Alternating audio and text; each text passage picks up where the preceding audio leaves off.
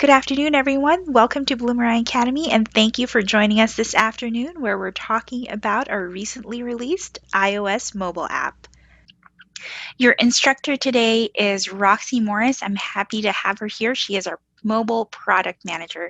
Say hello to everyone, Roxy. Oh, I had to unmute myself. I didn't realize I was still muted. Hi, everybody. So yeah, welcome to what I'm calling a Bloomerang Mobile 101. So basically it's just a chance for me to walk through this new mobile app with you guys. So that way you can kind of learn a little bit about what this mobile app is, as well as kind of the goals we wanted to achieve by having a mobile app. So I'll give you all fair warning, there is a ton to cover in this. So I might go a little fast, and for that I apologize, but as Diana said, make sure to ask any questions, and we'll make sure to get back to you if we don't get a chance to answer it immediately. And with that, I'm going to go ahead and jump right in. So real quick, just kind of looking at the agenda for the day. So I first want to touch on the goals of the application, as well as the goals we had in mind when we were building it. I want to talk a little bit about the version that you guys have access to now, because that is actually an early release version. So there's some fun things that go along with that. I want to spend most of our time actually going through the application. So taking a look at the different features, designs, things like that. And then kind of wrapping it up with things that we already have planned that we're going to be working on, as well as leaving plenty of time for any questions that we want to cover as a group.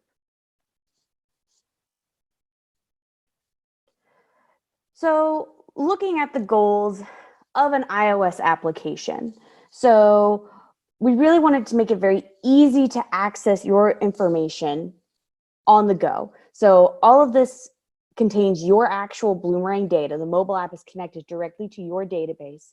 So it's all your data. When you add information into the mobile app, it gets pushed directly to your database in the web platform. So it will be completely synced up and all of your data will be available in both places.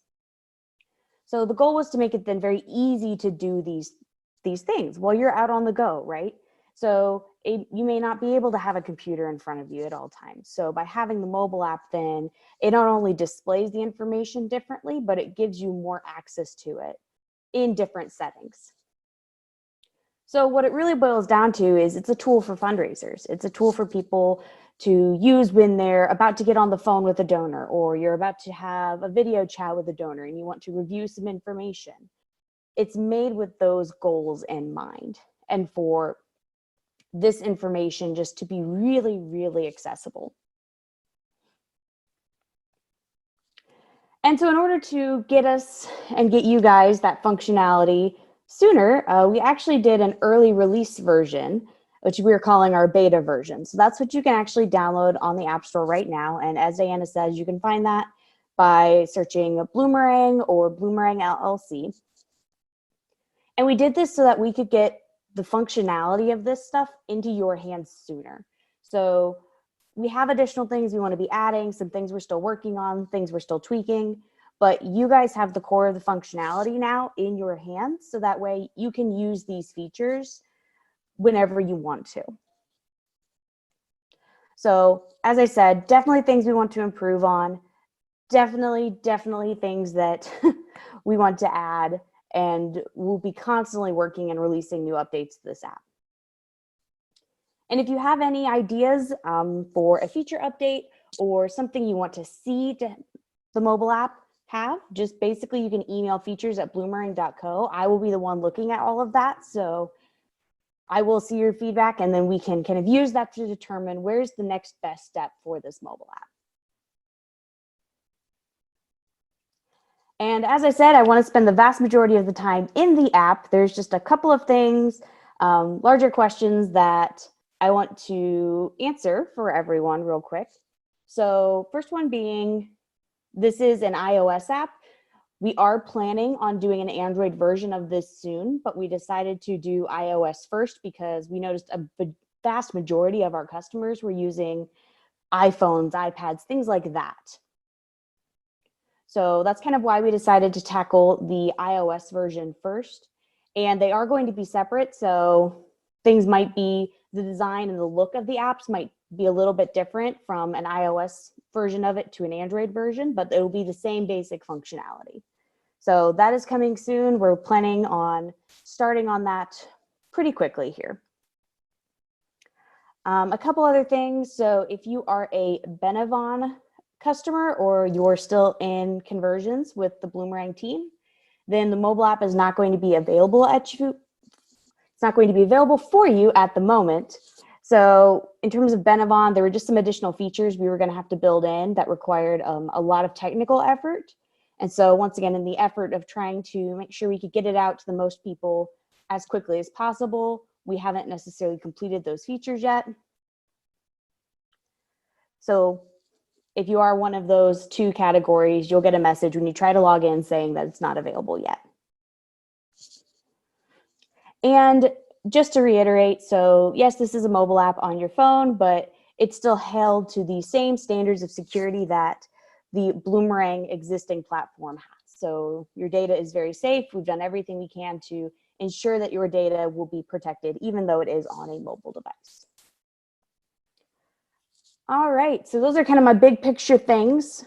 One last thing, just so everyone can see it and know, there's a couple of big sections that are in the existing Bloomerang functionality that you access through web that are not in the mobile app, and that includes letters, so you can't really run a letter through the mobile app, mass emails, you can't send a mass email through the mobile app, and you cannot access reports. So those are kind of the big three that we don't currently have in the mobile app. Just if anyone sees it and has that question. All right, great. So welcome to the Bloomerang mobile app. So I'm going to kind of jump around a little bit to kind of focus on the areas that are most important in the application. And so the first place I kind of want to go on this wonderful tour is down to this little magnifying glass icon here in the bottom navigation. So just a bit of a summary. So this is your dashboard. This will have all your basic dashboard things. This is your task list.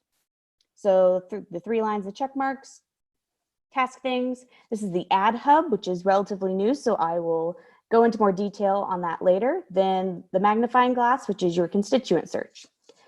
And then our lovely 3 little lines over here, that's just the basic more section. So some of the stuff that didn't really need its own section, but we thought would be very helpful for you to have in a mobile app.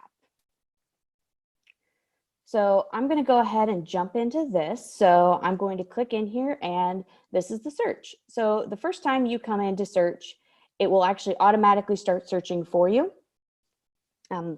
This is a simulator. This is not my first time searching in this simulator. So it knows that I've been here before, so it didn't automatically open this. But for everyone, when it's your first time searching, this will automatically open. On this page, you'll actually notice there's a couple of things. So there's this favorites section. So this is actually something completely brand new to Bloomerang. It's currently only available in the mobile app. And it's a way for you individually, so you as an individual user, not necessarily as an organization, to favorite specific constituents that you want to keep track of. So I'll go into a little bit more about that in a bit, but this is something that's user specific and new that we are adding to the mobile app. So when it comes time to search, it's pretty straightforward. It's using all the same basic searching capabilities that we have in the web platform. You can search and very easily it'll just pull up the options available for you. Tapping on one of these options will then open up the profile for this individual. So the profile in my mind is kind of broken up into 3 sections. So you've got the header here, you've got then this timeline tab, and then this profile section. So in the header, we've got a couple of things, right? You've got your profile picture. If this constituent is favorited, we will indicate that here. We've got some basic metrics such as total donations, year-to-date donations, and latest, as well as we've got the engagement and generosity scores available here. And if someone does not have a generosity score for some reason, then this engagement bar will stretch all the way across. You notice up here we have a little speech bubble. This is something new that we're calling our quick contact. So basically what you can do is you can tap on that and it will bring up the primary contact method for each one of those categories. So phone, email, and address. And it will give you a way to very quickly reach out and connect with this person. A couple of fun things about this that I really enjoy. So it will actually mark preferred channel if you have a preferred channel indicated in the profile. So as you can see, in this case, Jay's preferred channel is phone. So we've marked that here. We also will respect communication restrictions. So if someone says, hey, this person's do not call, we'll actually go ahead and remove the phone number from the quick contact. So that way it's very clear that this person requested don't call them. So we're not going to show you that information at this moment. So a couple fun things as well. So if I were to, for example, come here and text Jay, what that's going to do is that's automatically going to fill in Jay's phone number here. This is not a real phone, so it doesn't always like it when I do this. But it'll go ahead and fill in Jay's phone number here. You can go ahead, type, send the text. When you tap back to Bloomerang up here in the top left-hand corner, it will actually recognize that you initiated contact with this donor in some way. So it's actually going to prompt you to create an interaction from this, just so that way you can record what information you talked about. And it's very easy to add that information into the database. So we'll go more into creating timeline entries in a little bit, but we do have a couple of different places in the app where we will prompt you to do these things, because it looks like, okay, yeah, you made that connection and that you had that interaction with someone. This star up here this is just how you turn favorites on and off. So pretty straightforward there. Once again, this is only available in the mobile app, so there is no way to see favorites currently in web. And then this little plus up here is basically your big blue button. And when you tap that, that allows you to add any timeline entries to this constituent. So nothing too crazy about the timeline entries, pretty straightforward. I'm not going to go into a ton of depth in them right now, but that is one way to add new information to this constituent. Now, if we go and look at the profile, there's not a ton that's crazy and unique here compared to our existing web functionality. So basically basic information. This holds a lot of your standard profile information. So the recognition names, personal information, all fun stuff like that. A couple things I like to show when we're in this section. So the mobile app worked we as a team worked very hard to keep the app very simple.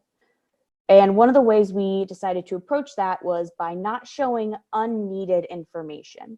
So usually that included any blank fields. So if someone has a field, but it doesn't have data in it, then we try not to show it until you decide to edit it. The other thing we've done is any required fields have been marked with this green bar that you see over to the side, for example, of the first name. And something that is really cool about this is we actually will be able to tell when you don't have the information you need in it. So I just removed that information from first name, and as you can see, the bar turned red, as well as the required text is available here. So that way it's very easy to see what you have to have. And we also do a fun little shake if you try to save and you're missing some required information, just to kind of help draw your eye to why you can't save.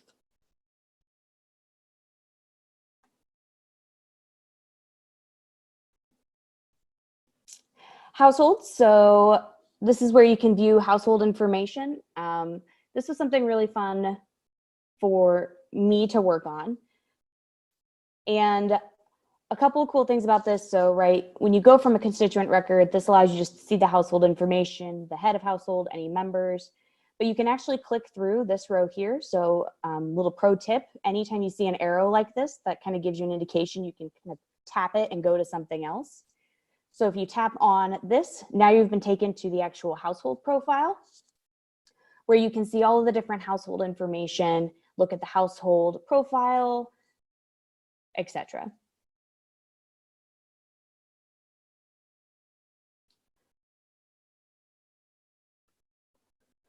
Then we also have relationships. So great, nothing too crazy here. Your basic relationships. If you go ahead and tap on one of these, it's actually going to prompt you to see if you want to actually go and view this constituent. So in this case, I clicked on Bloomerang, so it's asking if I want to go see the profile of Bloomerang, or if you want to view the details of that relationship. So that way you can come in here. If you want to change anything, you can tap this edit button and edit what you need to.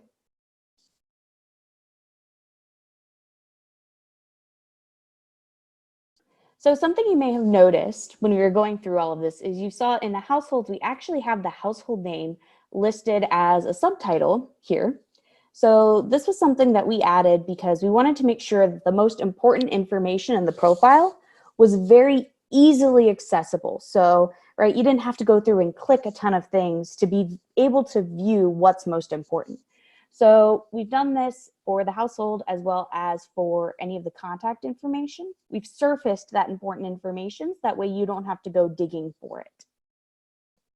So that resulted in the household name being shown on this screen, but also showing, for example, with communication preferences, showing if there's any communication restrictions, or with phone numbers, email addresses, and addresses, showing the piece of primary contact information. So for example, this phone number here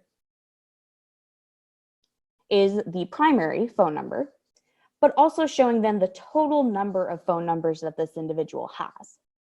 So that was all done in the effort to make sure that the information you guys needed was really visible. So now if we go and dig into each one of these sections, communication preferences, nothing too crazy here, pretty straightforward. You've got your preferred channel, your restrictions, your update reason, all of that fun stuff. Phone numbers, once again, pretty similar. You've got your primary listed up here separately and then all other numbers listed here as well. Adding things are just as simple as pressing this plus button in the top. And as you can see, we've marked this field, it's required, so it's got the green bar. And it will actually tell if what you've entered is not, like for example, in this case, a real phone number. And it does that by looking at the number of digits in this case.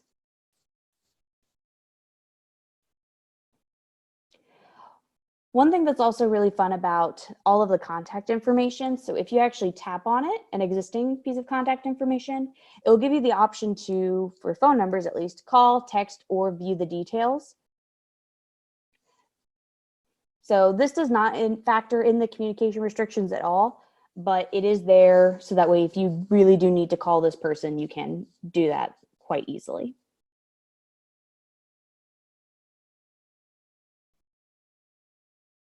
Email addresses, pretty much the same thing as phone numbers, nothing too crazy here. Same thing, you tap, it'll give you the option to email now or view the details.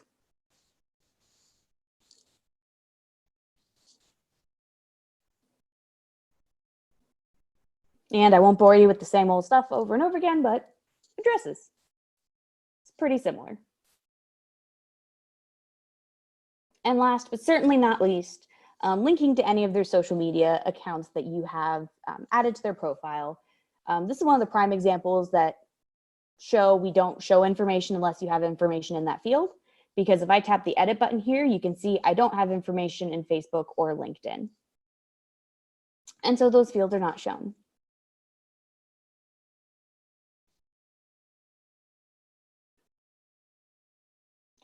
And at the bottom, certainly not the least, even though it's at the bottom. So all of those wonderful custom fields that you guys have set up. So on this page, we'll just show the category. So the category level of what custom fields you have added. And you'll see this number over here. That's the number of pieces of information you have within that category. So for example, if I were to tap on this general info category, I have 1, 2, 3, 4, I have 5 pieces of information within these categories. So that's why it shows the number 5 right here.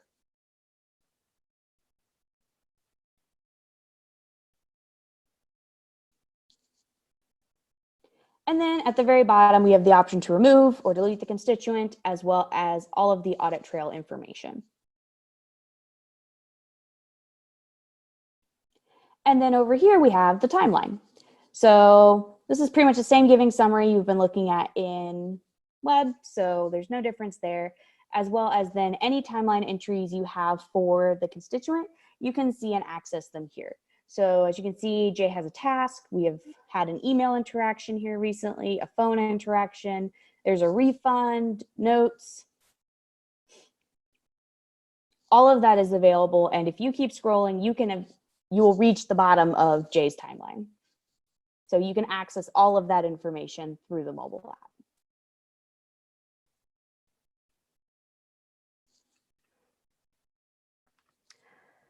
So, that's a lot.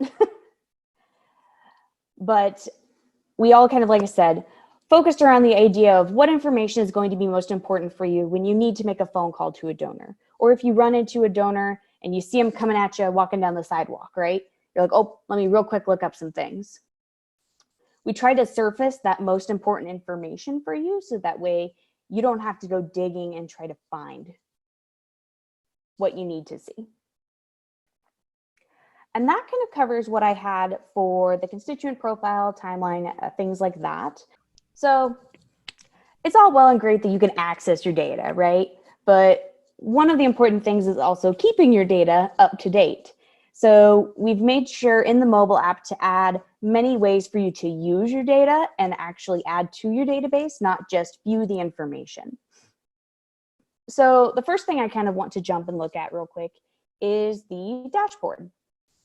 So this is all pretty straightforward, pretty standard. It has all your basic stuff that you have currently on your existing dashboard, including the donor retention wheels, your default and custom will show, as well as your donation summaries, looking at your weekly donations, monthly, yearly, as well as any campaign progress. So one thing that differs between the mobile app and web is you can actually choose how many campaigns you want to show individually on the dashboard. So this is also a personal choice, something kind of like the favorites where it's just what you want to show, not necessarily what the organization wants to show.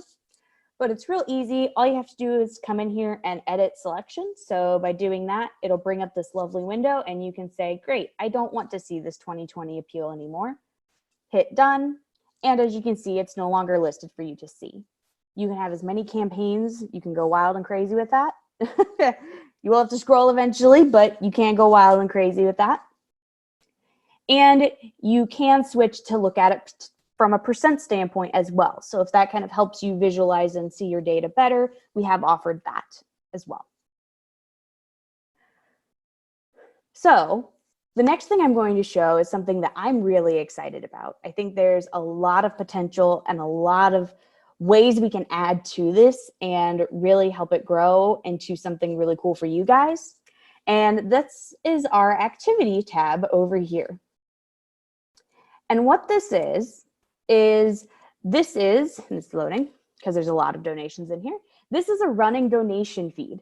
So every donation that comes into your organization, it's going to show up in this activity feed. So that's any form of transaction, recurring donation payments, pledge payments, recurring donation schedules, refunds, soft credits, all of that will appear in this list.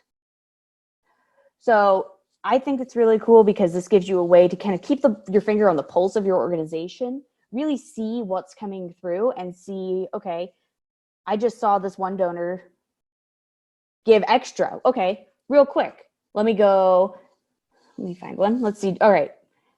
Franklin Heritage gave a $75 donation. You can go ahead, tap on this, look at the information. And since it's an organization, I have the primary contact name right here. I can go through, see the information for the donation. Great.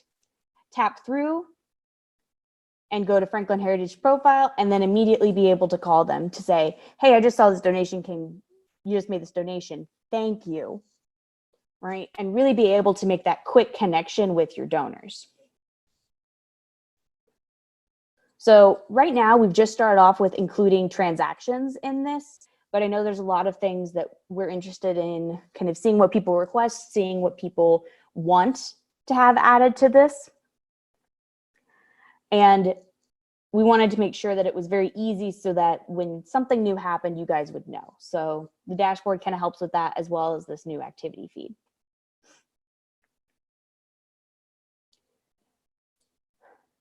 One of the other things that we worked really, really hard with to make sure that your data was actionable does deal with tasks. So we've added this task hub in here. And as you can see, it's broken up into two sections, My Tasks and All Tasks. So My Tasks is just looking at your own tasks, whereas All Tasks is looking at all tasks within the database. So just a very easy way. So say, for example, if you have a board member and you want to assign a task to them, great. It's very easy for you to do that. You can just create a new task, choose who it's assigned to. So in this case, let's assign it to Rob. We're going to add a constituent. So this is the person we're actually assigning the task to. I need him to reach out to Blossom. Great. You can fill out the information. I'm going to put test real quick just to fill it out. Add all the other information you need for a required task. And now when you hit save, if Rob had task emails turned on, he would have just gotten an email. And now when he goes and looks in his mobile app, this task will be available assigned to him.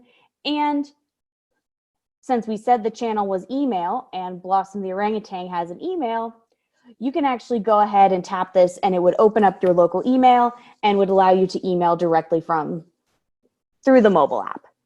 So it's a way for people to be able to complete tasks very quickly and to be able to know what they need to do. Something else fun that we've done with tasks. So if you, for example, in this case, you're manually completing a task, you tap that button. You have the option to just complete the task, and this will save it as an interaction automatically. But you also have the option to complete and make a follow-up.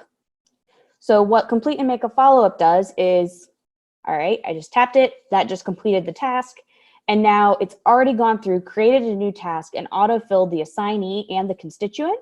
So that way, all you have to do is add the new information to the task. So what's the next step?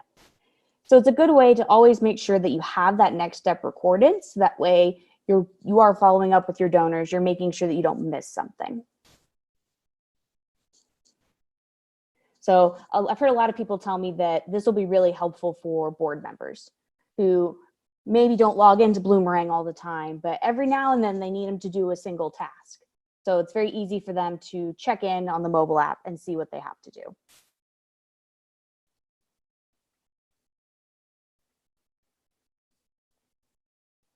And then we do have the additional functionality regarding favorites. So we kind of talked about this a little bit earlier. So now that we've been to Jay's profile, you'll see something a little bit different has happened. We are going to have recently selected constituents. So anyone that you've searched for and tapped through to their profile, you'll be able to access them here. We'll show 3 of those for you. And then once again, you have your favorites. So like I said, this is something that is based on you and your preferences, not necessarily an organizational preference. So your favorites could be very different from someone else's in the organization. And that's something that we really liked and we really wanted to add for a few different reasons, but one of which was just making sure that the people you need to take action with and you need to have on hand are very much easy to get to. All right. So the next thing I kind of want to look at is adding information, right? So adding timeline entries, adding notes, donations, things like that. So there's a couple ways in the mobile app you can do this, right? We already looked at the one way through the profile, but we've also added this wonderful little ad hub down here in the navigation. So tapping on that, this is kind of a way for you to add anything you want to the database. So right now we've got individuals. So right, adding a new constituent, new organization. You can also add a new household from this page as well. And then any timeline entries, right? So you can add a new task, a new interaction, a note, donation.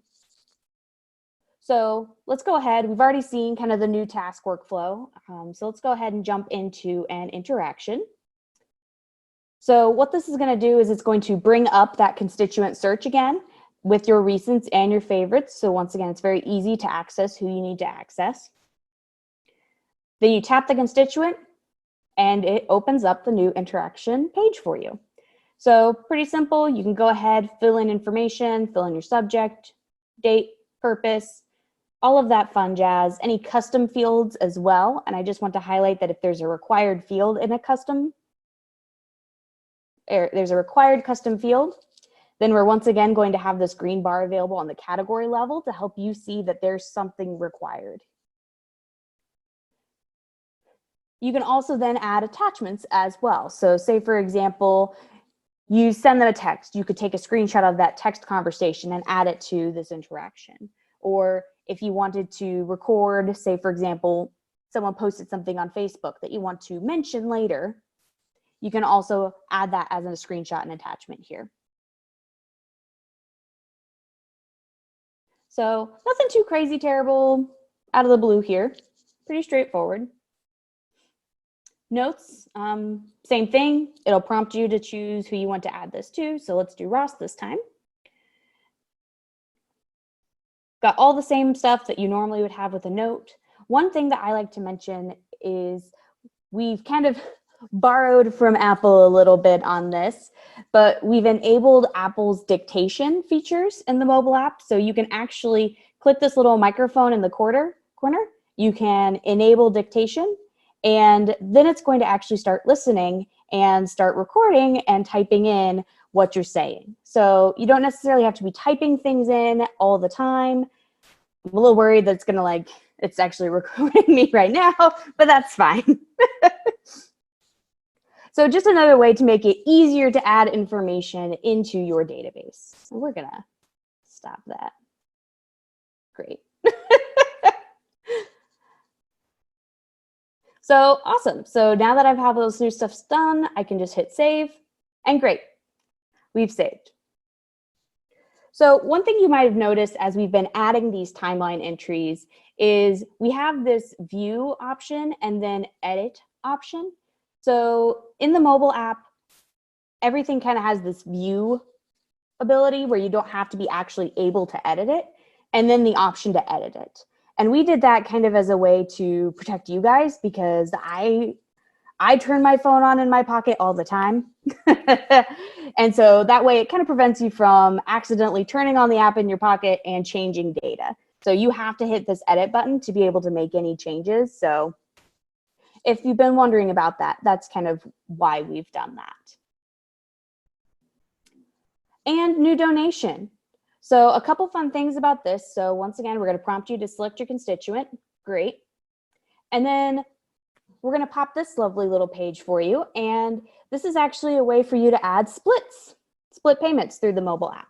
So you can also use it to apply this donation to any recurring donations, pledges, things like that.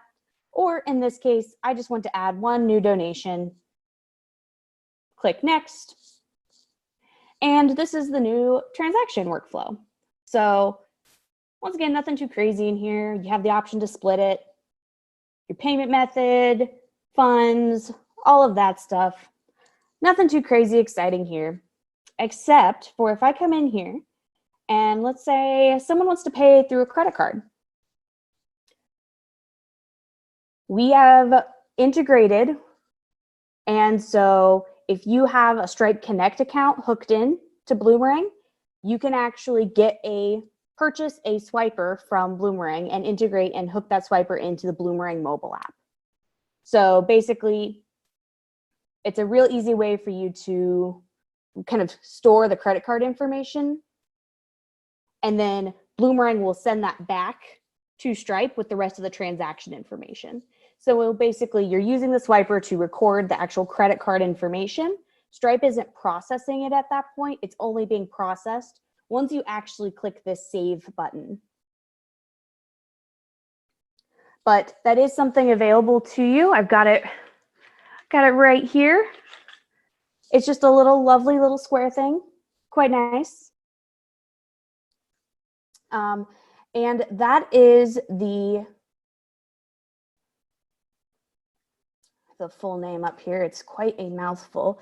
The BBPOS Chipper 2XBT from Stripe. And that's just their $60 swiper that you can purchase through your actual Stripe account. So with this mobile app, we are integrated with this particular credit card swiper.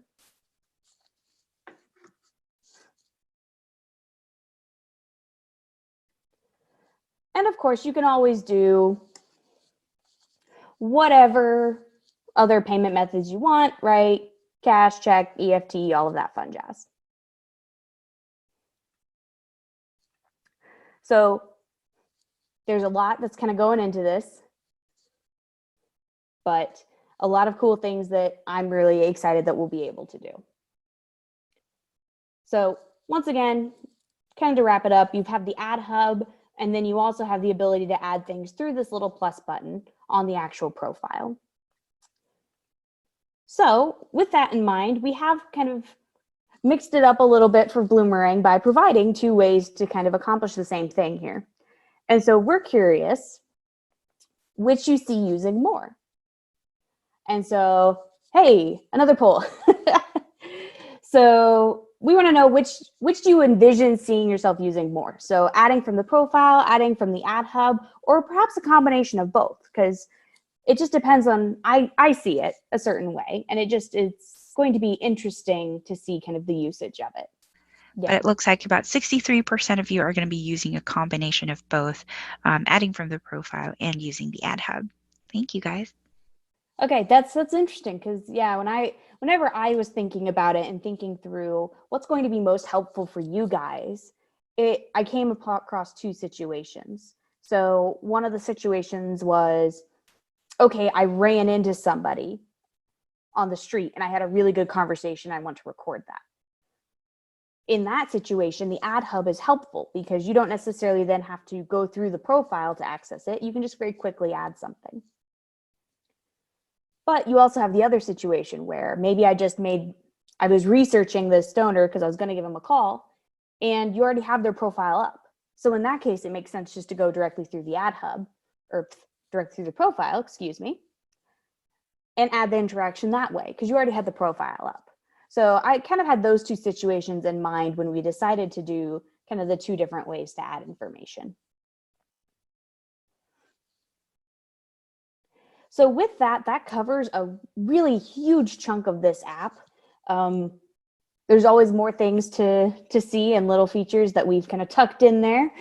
The only section we really haven't looked at is the more section over here, but it's pretty standard, nothing too wild and crazy here. You've just got your support, so accessing help in videos, a way to directly send feedback, so that takes you to our product portal for you to add feedback, and email support.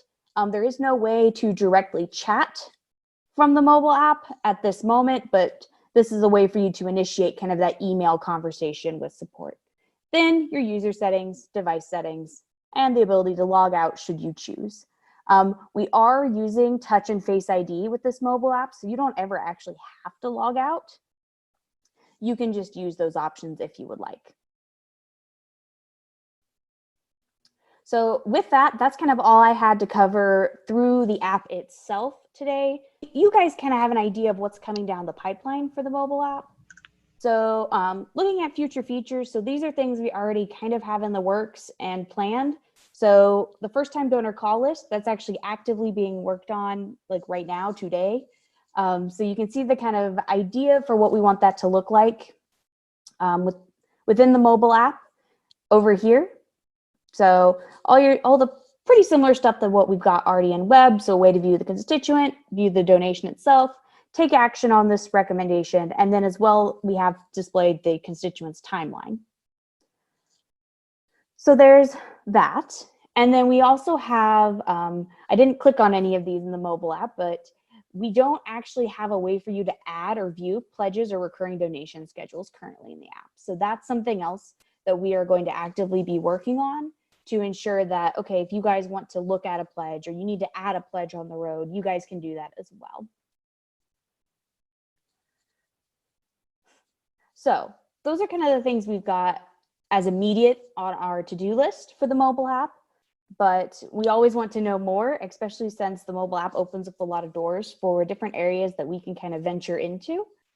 So I believe we have one last poll, and it's basically, what would you like to see? So now that we've been through the entire app, what are some areas that you would like us to develop more in? So for example, notifications. So one thing I didn't mention, I spaced mentioning it when we talked about the future features, is we actually have task notifications in progress. So basically a way to say, hey, you have so many tasks overdue and you have these tasks due today. So that's in progress. But are there any other notifications you'd like to see? Any text features? Any features dealing with social media? We also don't have any database settings in the mobile app. So any specific database settings you want. Suggested actions. So things like the first time donor call list. Anything where Bloomerang can potentially be making a recommendation for you. And of course, everyone's favorite, the other option. And these are just, go ahead, Diana. Oh, I was going to say, it looks like everybody that has answered the poll so far has said yes to notifications. 100% of everyone who has answered wants notifications. If you can let us know what kind of notifications you're looking for, that's helpful information for us as well. That's followed by suggested actions. So if also you could let us know what kind of suggested actions you're taking a look at, that would be great. We have some that are coming in via chat, automatically adding BCC to Bloomerang when you launch emails. And is it possible to have the appropriate interaction automatically pre-filled? So let's say you just came from a phone call, for it to automatically have the channel as phone call, for example. Ooh, yeah. Yeah, task notifications are getting a lot of love as well. That would be really helpful. Yeah, so if you, as much detail as you can provide for us, we're happy to take a look at those suggestions. I love it. I love it so much. Thanks. I'm going to go ahead and end the poll. Oh, some last minute suggestions. Suggested follow-ups like first-time donors, that would be great for the suggested actions. Nice. Absolutely. Thank you, everyone. Yeah. I'm going to end the poll for now, but if you think of anything else in the course of using the app, of course, please let us know. Yeah. All right. So that's kind of all that I had in terms of content I wanted to talk about for this webinar, but I also wanted to make sure to leave some time for any questions that people have. And oops, I forgot to update my slides because this is the 1:30 p.m. webinar. So this is the last one of kind of this mobile 101 webinars. But any questions, suggestions, once again, that features email or through the kind of features portal in web, you can add suggestions there as well. So at this time, if there's any other questions we want to answer, and if we don't get to all of them today, then we'll follow up. Roxy, if we're seeing any kind of error messages, what should our customers do when they encounter error messages? Yeah, so any error messages, the first step I always say is to try to refresh. So if you pull down on the mobile app screen, that tries to refresh the page. So that's usually step one. If not, then it usually means somehow there's something weird in the data. And in that case, it's best to just quickly chat support through web, and they'll be able to help you kind of troubleshoot to figure out what exactly is causing that to happen. Yes, absolutely. Always try that swipe. I love that swiping down action just to kind of force that refresh. And of course, if all else fails, I always like to try turning it off and on again, because a lot of times that fixes those errors. But if any error persists, please feel free to reach out to our support team. We want to have the best experience for you. So we want to know when things are working, and also we want to know if we can fix things for you. Exactly. Yes, because we did, like I said earlier, this was an early release for this app, so there are some things we are still working on and still trying to improve and trying to fix. Yeah. So we had somebody report in a bug just the other day that was also on my developer's plate to fix. So And thank you very much, everyone. Everyone's saying great work on the app. We appreciate that you love the app right now and are looking forward to using it. Roxy, I want to know from you what's your favorite feature so far of our mobile app? ooh, that's a tough one. For me, it's a tie between favorites and the quick contact. Favorites because it's so flexible in that you can favorite whatever you need, whatever constituent you want. And also because it's really diving into this whole individual preferences rather than organizational preferences. So that's a lot of fun for me. But then I also really love the quick contact because it just makes it so easy. And there were so many things that we were able to add in there to make it easy to use your data. So just things like showing the preferred channel, removing the phone number if there's a restriction of do not call on that constituent.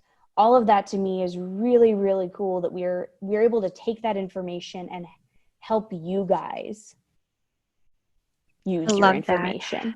I love you mentioning the favorites because that's true. That is per user. I mean, your phone is a very personal thing, so I wouldn't expect my favorites to be on someone else's phone.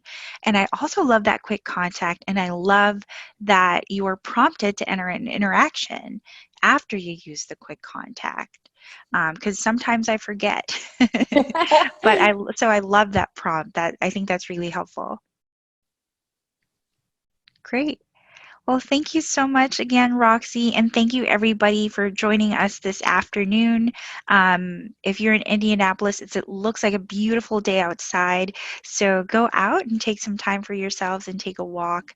If you're in other parts of the country, I hope beautiful weather is coming your way as well. But thank you again so much for joining us this afternoon. If you have additional feedback on our mobile app, I can attest that Roxy will read every single one of those and get back to you. Multiple Thank you times. again so much, and have a great rest of your day and have a great weekend ahead. Bye. All right. Thanks, guys.